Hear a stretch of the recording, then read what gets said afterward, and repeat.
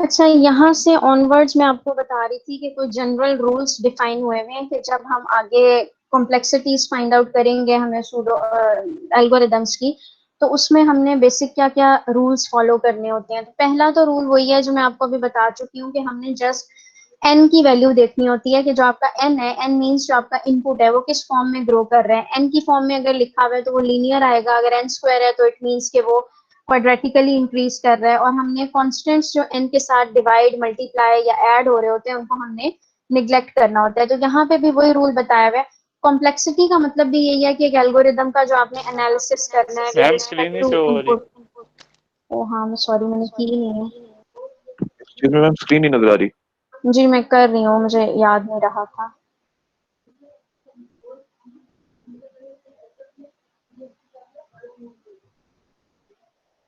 तो यहाँ पे भी वही चीज लिखी हुई है कि व्हेन कॉम्प्लेक्सिटी में आपको बताई थी, कॉम्प्लेक्सिटी का अगेन यही मतलब है कि जो हम एनालिसिस कर रहे हैं ना एल्गोरिदम का, तो वो जो आपके पास at the end O big O की फॉर्म में या फॉर्म में जो नोटेशन आएगी ना उसको हम कॉम्प्लेक्सिटी कहते हैं। When evaluating complexity constants are not taken into account. ये वही बात हो गई जो भी मैंने आपको बताई थी कि हम जस्ट एन की वैल्यू देख रहे होते हैं, जो कॉन्स्टेंट साथ ऐड या मल्टीप्लाई या डिवाइड हो रहे हैं उसको हमने नहीं, उसको हमने नेग्लेक्ट करना होता है।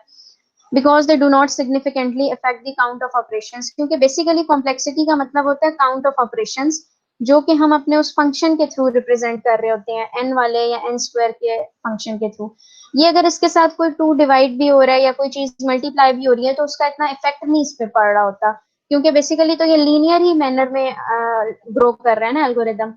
Therefore, an algorithm which does n steps and algorithms which do n by 2 or 3 n respectively are considered linear and approximately equally efficient. तो एक एल्गोरिदम जिसकी n by 2 steps हैं या n by 2 उसकी कॉम्प्लेक्सिटी आ रही है जो हमने फाइंड आउट किया, या 3n आ रही है, तो दोनों को हम लीनियर ही कंसिडर करेंगे और यही के दोनों इक्वली एफिशिएंट है कि इसका इक्वल अमाउंट ऑफ टाइम में ये एग्जीक्यूट हो रहे हैं, because they perform a number of operations which is of the same order, यानी n ऑर्डर इसका है, ठीक है, लीनियर ऑर्डर है।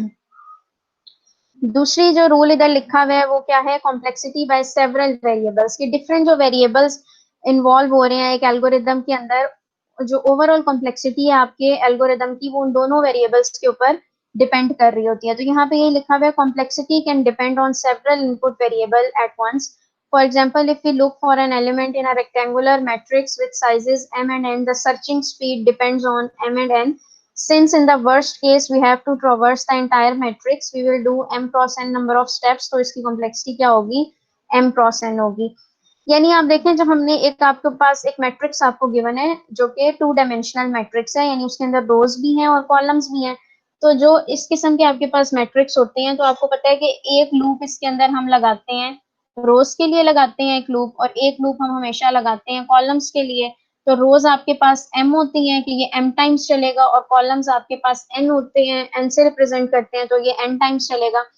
तो ओवरऑल जो इस प्रोग्राम की कॉम्प्लेक्सिटी होती है ना वो आपकी रोज और कॉलम्स दोनों पे डिपेंड कर रही होती है, तो इसको हम m मल्टीप्लाई बाय n लिख सकते हैं। तो वो जो मैं भी आपको बता रही थी अभी कि अगर नेस्टेड लूप्स हैं तो उनकी कॉम्प्लेक्सिटीज आपस में मल्टीप्लाई होती हैं, वो भी चीज यहाँ से हम देख सकते हैं।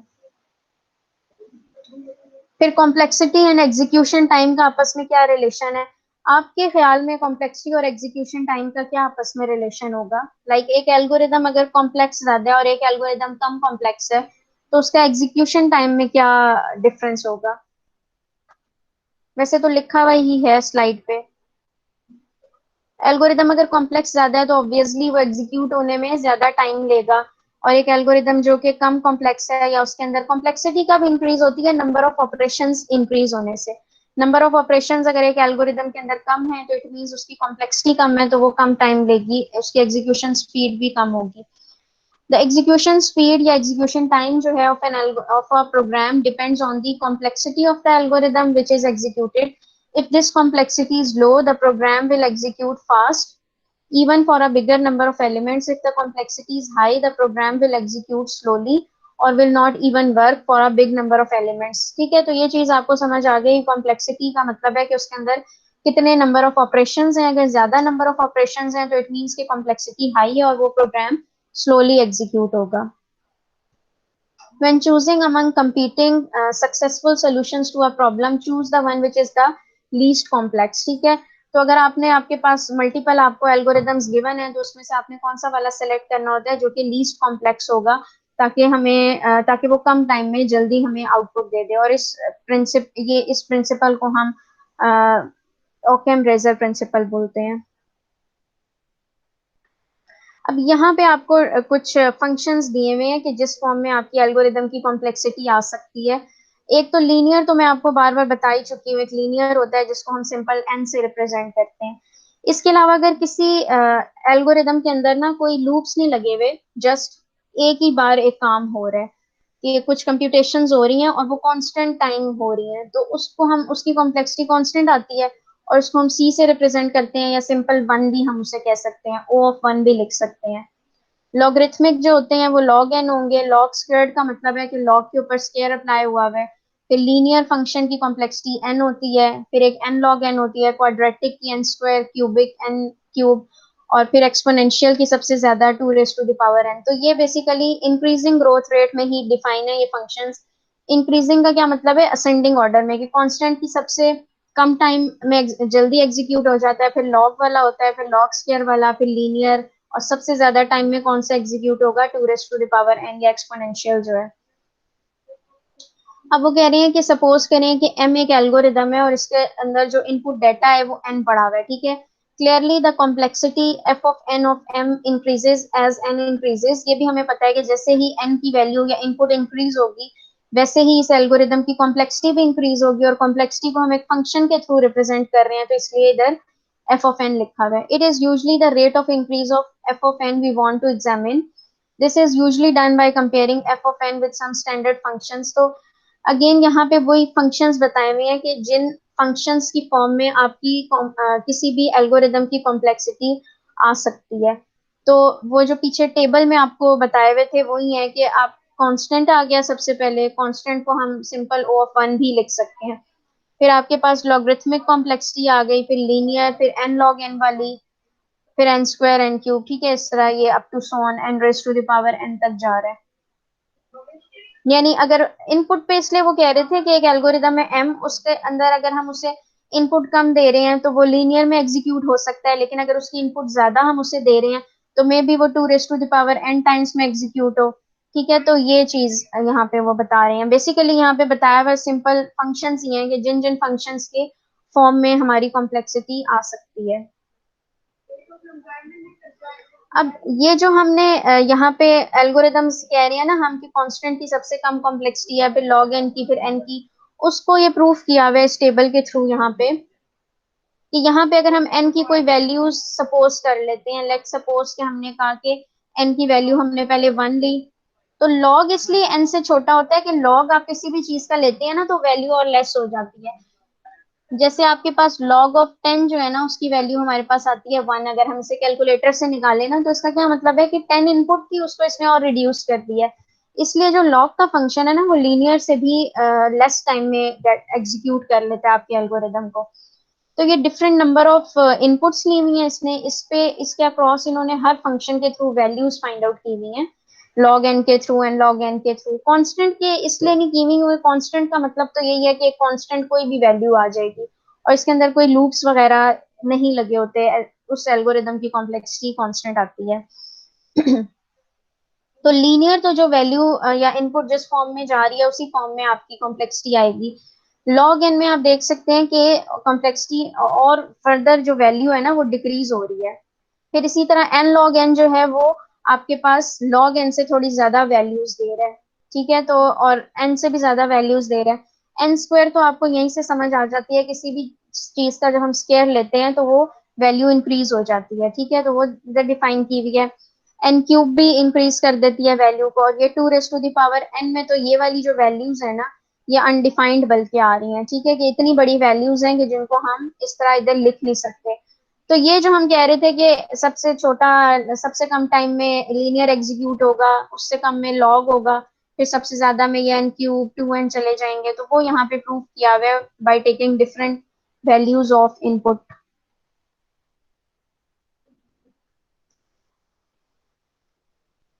अब यहाँ पे वो कह रही हैं कि आपके पास O log n does not depend on the base of the logarithm. To simplify the analysis, the convention will not have any particular units of time. Thus, we grow away leading constants. We will also throw away lower order terms while computing a big O running time.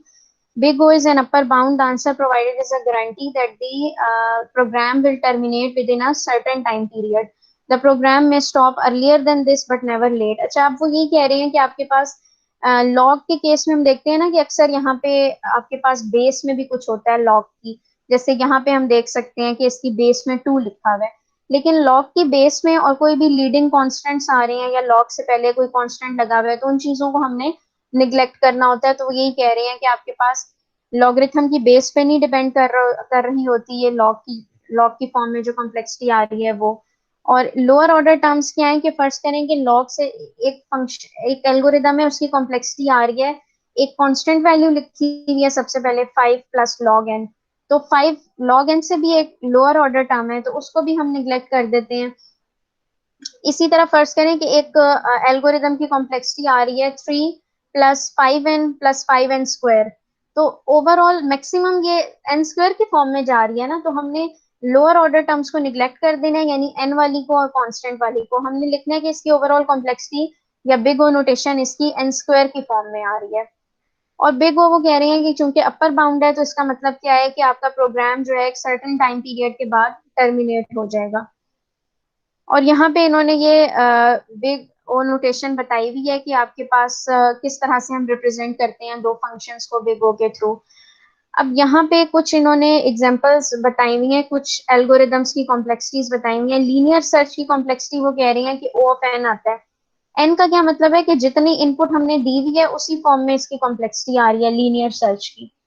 Linear search अब आपके पास होती क्या है कि first करें एक अरे given है, उसके अंदर कोई भी एलिमेंट आपको कह देते हैं वो कि आप सर्च करें, तो वो लीनियर सर्च कहलाती है।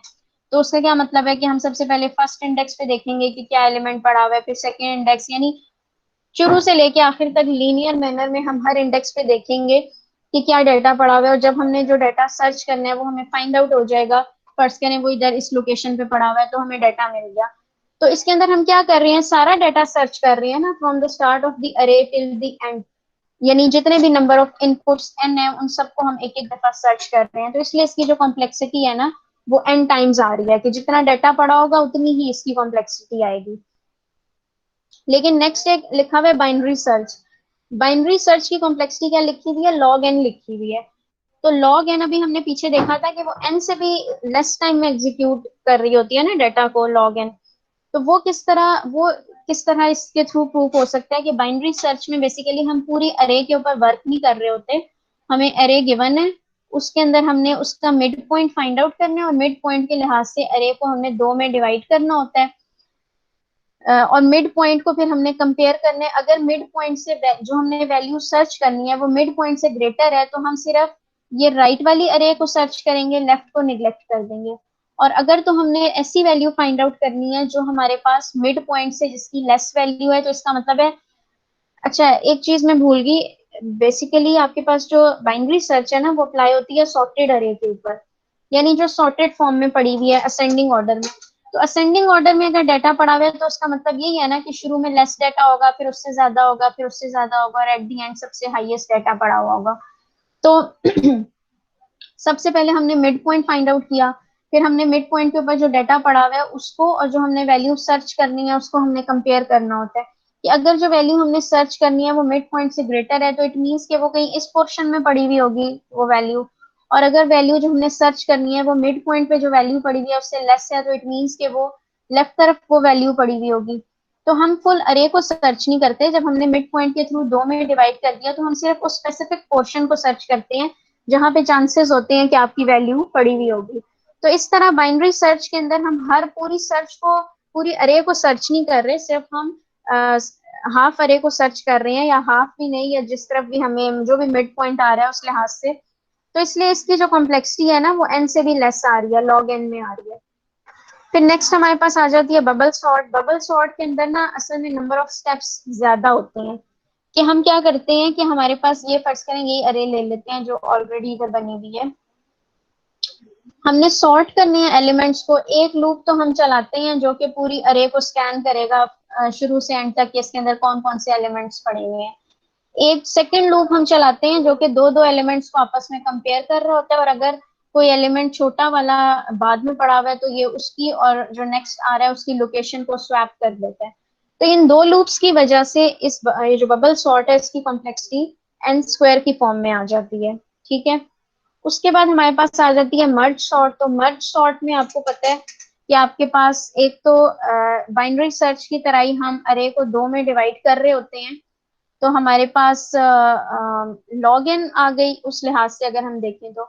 और एन क्यों आ रही है, क्योंकि हमने एट दी एंड डाटा को सॉर्ट करना होता है ना। इसके अंदर तो हमने जस्ट एक वैल्यू सर्च करनी थी बाइनरी सर्च में, इसमें हमने एट दी एंड डाटा को सॉर्ट करके फिर एक फॉर्म में अरेंज करना होता है, तो इसलिए एन भी इसके साथ एसोसिएट हो जाता है।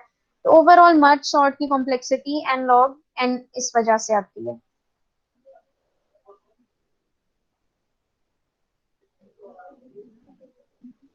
अब हमारे पास रूल ऑफ सम्स क्या है इसके अंदर।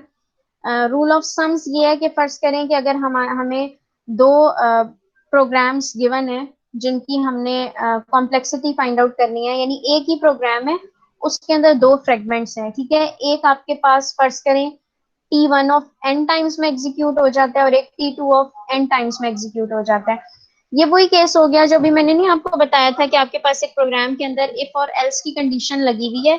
इफ के अंदर एक लूप है और एल्स के अंदर दो लूप्स हैं। ठीक है, तो ओवरऑल ये प्रोग्राम कितना टाइम लेगा एग्जीक्यूट होने में, जो भी इन दोनों में से मैक्सिमम टाइम होगा।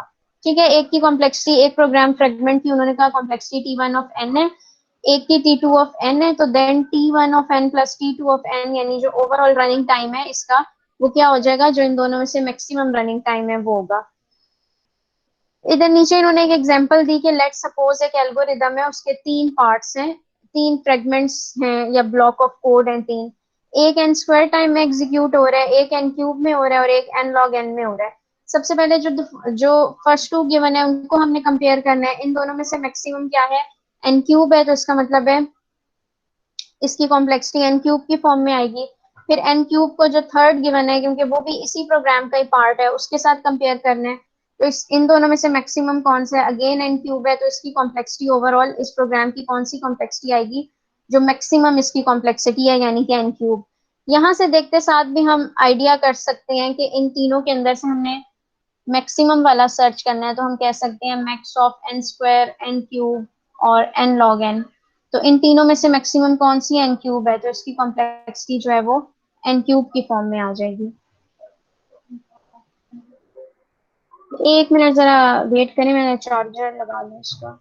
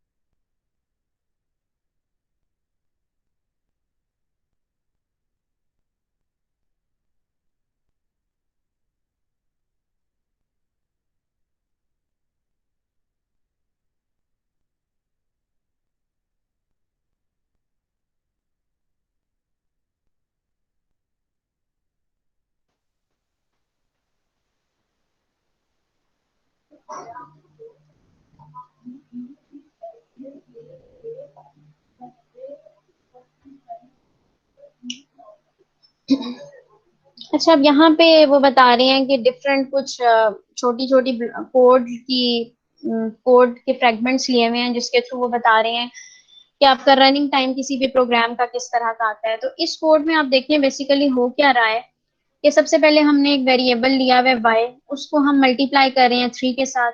तो एक टाइम एग्जीक्यूट होगा उसे 3 के साथ मल्टीप्लाई करने में, सॉरी ये ना 1 लिखा हुआ है। ठीक है, एक टाइम एग्जीक्यूट होगा उसमें 3 को y से मल्टीप्लाई किया तो एक वैल्यू आई होगी, उसके अंदर जो हमने 2 को प्लस किया है तो एक टाइम उसके लिए यूटिलाइज हो रहा होगा। एक टाइम कौन सा यूटिलाइज हुआ होगा कि जो हमने एक्स के इक्वल की है इसकी वैल्यू।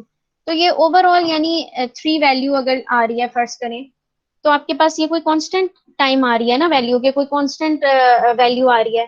तो ये मतलब इसके ऊपर कोई लूप नहीं लगा हुआ कि इस ब्लॉक ऑफ कोड ने कोई number of times multiple times execute नहीं होना, इसने सिर्फ एक ही दफा एग्जीक्यूट होना है, डिपेंडिंग अपॉन कि इसके ऊपर कौन कौन से हम ऑपरेशंस परफॉर्म कर रहे हैं।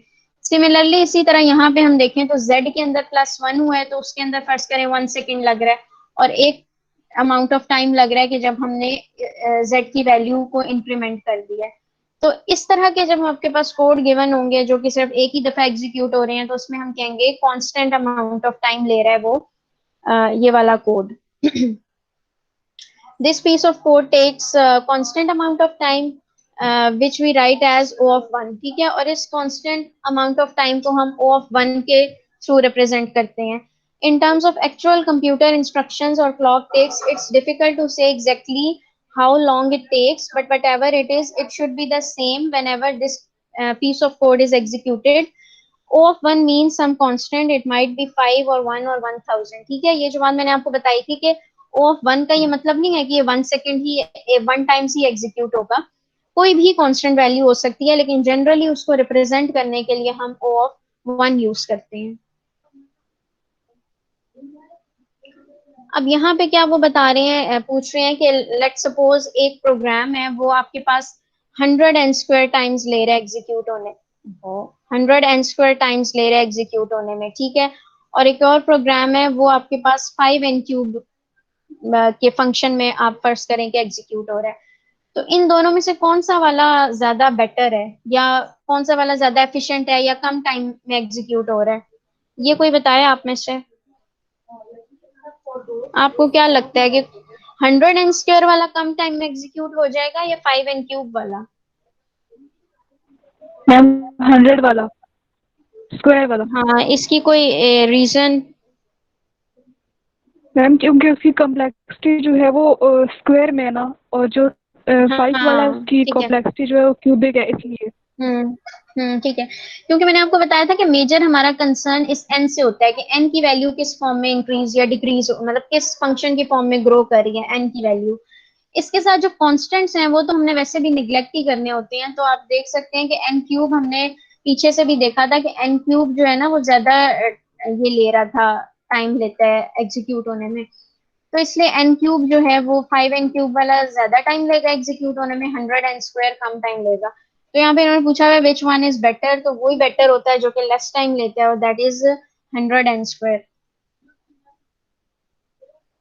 अब यहाँ पे इन्होंने बताया हुआ है कि एक सिंपल अगर फॉर लूप आ जाता है तो उसका क्या एनालिसिस होता है। अगेन ये मैं आपको बता चुकी हूँ कि सिंपल जो फॉर लूप है उसका, उसमें देखिए आपके पास फॉर लूप है क्या, 1 से स्टार्ट हो रहा है और n तक जा रहा है। तो देखने से हमें पता चल जाता है कि ये कितना टाइम लेगा एग्जीक्यूट होने में, ये n टाइम्स चलेगा, यानी इस n पे डिपेंड कर रहा है, ये n की जो भी वैल्यू होगी उतने टाइम्स इस लूप ने एग्जीक्यूट होना है, और ये अंदर वाले इंस्ट्रक्शंस को इसने एग्जीक्यूट करवाना है। लेकिन अगर हम इसकी हर जो पार्ट है फॉर लूप का उसके लिहाज से कॉम्प्लेक्सिटी देखें, तो जो असाइनमेंट हुई हुई है i = 1 वो 1 सेकेंड टाइम लेगी।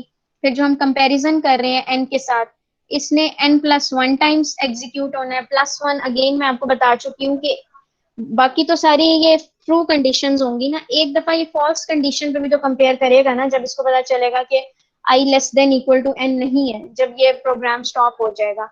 तो वो एक जो फॉल्स कंडीशन चेक होगी उसके लिए इधर +1 हुआ है, और जो इंक्रीमेंट हो रहा है वो भी कितने टाइम्स होगा, n टाइम्स होगा।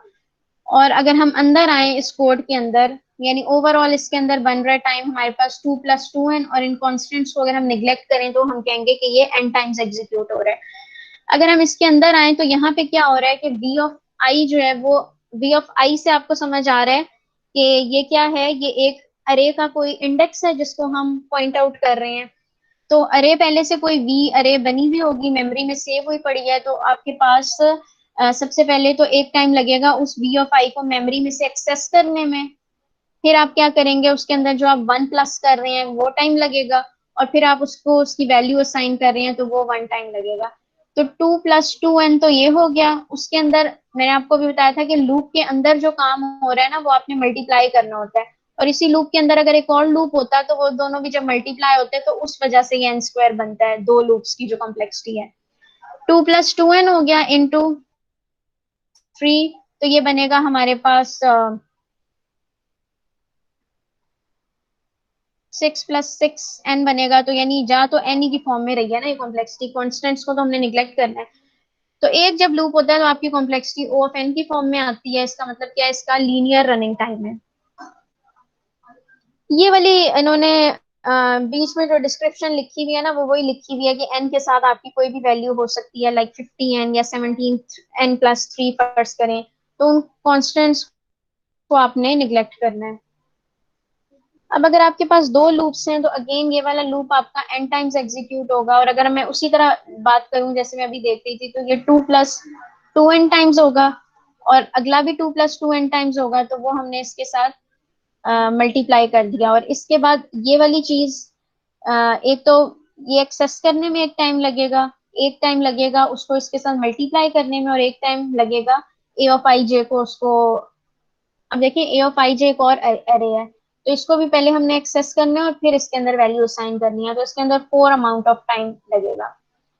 तो इसको अगर हम सॉल्व करें तो हमारे पास ये आता है 4, यानी इन दोनों के साथ हो रहा है ना मल्टीप्लाई के, क्योंकि इसके अंदर लिखा हुआ है ना, तो ये आएगा 8 + 8n। फिर इसको भी अगर मैं मल्टीप्लाई करती हूँ 16 + 16n प्लस, फिर अगेन 8 2 ज़र 16n, और ये हो जाएगा 16n स्क्वायर। तो लोअर ऑर्डर टर्म्स को उन्होंने लिखा था कि आपने निग्लेक्ट करना है और ये कॉन्स्टेंट्स को भी निग्लेक्ट करना है। तो ओवरऑल इसकी कॉम्प्लेक्सिटी किस फॉर्म में आ रही है, n स्क्वायर की फॉर्म में आ रही है। तो वो जो असाइनमेंट में भी लूप के अंदर स्टेटमेंट्स है ना, और दो लूप्स हैं, उनको इस तरह हमने मल्टीप्लाई करना होगा। तो ओवरऑल फिर हम लिख देते हैं कि इसकी कॉम्प्लेक्सिटी n स्क्वायर की फॉर्म में आ रही है, क्योंकि दोनों लूप्स n टाइम्स एग्जीक्यूट हो रहे हैं। इसी तरह जब 3 लूप्स होंगे तो उसकी कॉम्प्लेक्सिटी क्या आ जाएगी, n³ आ जाएगी। ठीक है, क्योंकि अंदर वाली स्टेटमेंट्स वो कह रहे हैं कांस्टेंट टाइम ही ले रही हैं ये वाली, तो उसको जब हम मल्टीप्लाई करेंगे तो फिर आपके पास ओवरऑल तो कॉम्प्लेक्सिटी वो आती है ना जो हाईएस्ट टाइम होता है, तो n³ में चला जाएगा। उसके बाद यहाँ पे एनालिसिस बताया हुआ है बाइनरी सर्च का। अब बाइनरी सर्च मैंने भी आपको बताई कि हम क्या करते हैं, आपको अरे गिवन है, उसको हमने मिड पॉइंट उसका फाइंड आउट करना है, और फिर हमने क्या करना है, मिड पॉइंट के ऊपर जो भी वैल्यू पड़ी हुई है उसको, और जो बाकी जो हमने वैल्यू सर्च करनी है उसको कंपेयर करना है। अगर तो वैल्यू मिड पॉइंट से लेस है तो हमने उसे सिर्फ अरे के लेफ्ट पार्ट में सर्च करना है, और अगर वैल्यू जो है वो मिड पॉइंट पे जो वैल्यू पड़ी हुई है उससे ग्रेटर है तो हमने उसको सिर्फ अरे के राइट पार्ट में सर्च करना है, लेफ्ट पार्ट में नहीं देखना। तो जब हम जैसे जैसे हम मिड पॉइंट फाइंड आउट करते जाते हैं, आपकी ये जो सर्चिंग के लिए जो आपको एलिमेंट्स गिवन है ये कम होते जाते हैं ना। लेट सपोज आपको शुरू में पूरी अरे में सर्च करना पड़ रहा है, आपने मिड पॉइंट फाइंड आउट किया, फिर आपकी अरे हाफ होगी n/2 होगी है, फिर और हाफ होगी n/4 होगी है। इसी तरह हाफ होते होते एट दी एंड ये सिर्फ एक फर्ज करें एलिमेंट रह गया है ना। तो इस फॉर्म में आपकी क्या कहना चाहिए कि जो n की वैल्यू है इस फॉर्म में रिड्यूस कर रही है। Binary search is a little harder to analyze because it does not have a for loop, but it's still pretty easy because the search interval halves each time we iterate the search। ठीक है, हर time वो कह रहे हैं कि आपका जो search interval है या जो आपको डाटा गिवन है जिसके अंदर आपने सर्चिंग करनी है वो हाफ होता जा रहा है, और इस तरह का कुछ हमारे पास सीक्वेंस बन रहा है। ठीक है, तो अगर हम इन सारी वैल्यूज का वो कह रहे हैं कि लॉग लेना, क्योंकि आप पूरे n के अंदर तो आप सर्चिंग नहीं कर रहे, तो अगर फर्ज करें ये log 2n आता है तो इससे नेक्स्ट और हाफ होगी है ना वैल्यू, तो ये log n-1 हो जाएगी, ये log n-2 हो जाएगी, अप टू सो ऑन 0 तक हो जाएगा। तो इसका मतलब है जो सेकंड सीक्वेंस है वो हर स्टेप में 1 से डिक्रीमेंट हो रहा है। कब तक डिक्रीमेंट हो रहा है, जब तक वो 0 तक नहीं चला जाता, और its length must be log 2n+1 तक इसकी, यानी ये डिक्रीमेंट होता जाएगा। तो अगर यहाँ से हम देखें तो इसकी इक्वेशन बन रही log 2n+1 है, लेकिन हमने इस कांस्टेंट 1 को निग्लेक्ट करना है और log की जो बेस है ना उसको भी हम निग्लेक्ट कर देते हैं। तो ओवरऑल हमारी जो कॉम्प्लेक्सिटी है वो सिंपल log n की फॉर्म में आएगी। तो जो आपके पास बाइनरी सर्च है उसकी कॉम्प्लेक्सिटी log n की फॉर्म में आती है। ये फिर मैं अभी ना एक फोल्डर क्रिएट कर रही हूँ क्लासरूम में, उसके अंदर आपने आज की डेट में ना क्या करना है, वो जो दो टास्क थे ना, स्लाइड्स, लिटिल ओ वाले और बिग ओ वाले, वो आपने उधर अपलोड कर देने हैं। अभी जरा अपनी अटेंडेंस मार्क करा दें। अनिका बीबी,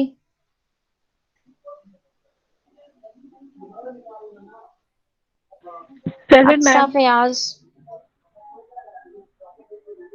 हसन औरंगजेब, हमजा असदुल्ला, नोमान हयात, नोमान है,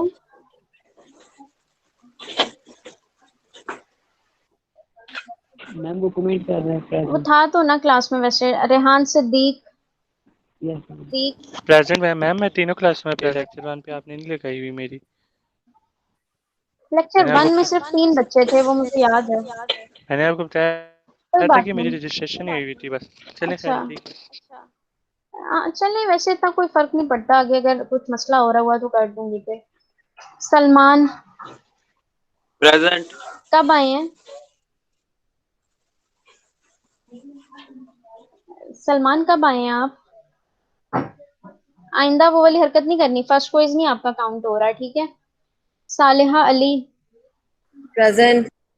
सोहेल खान, प्रेजेंट। इर्तजा अली, जशीर अब्बास, प्रेजेंट ही प्रेजेंट है ना? मैम। हाँ ठीक है। चलें, ठीक है, मैं वो फोल्डर बना दूंगी तो आप लोग फिर कर लिएगा उस पर अपलोड। ठीक है, अल्लाह हाफिज।